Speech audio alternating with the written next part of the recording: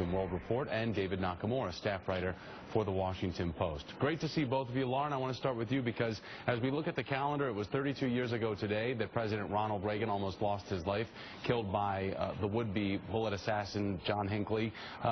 You write about an advocacy group that's using that as an argument for gun control now. So resurrecting that some 32 years later, what's their play?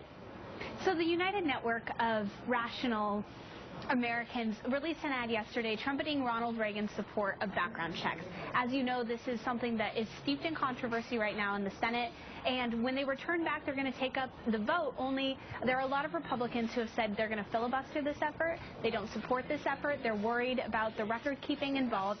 So what they did here was used Ronald Reagan's support of background checks.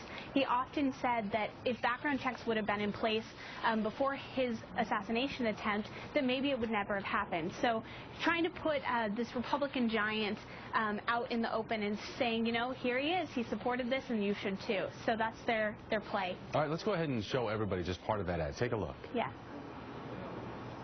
32 years ago this week, armed Secret Service agents couldn't protect Ronald Reagan from being shot by a disturbed man with a gun. But President Reagan believed something could have prevented the attack. 10 years later, he wrote that the assassination attempt might never have happened if a bill requiring background checks had been law in 1981. Tell the Republicans to join President Reagan in supporting tough, enforceable background checks.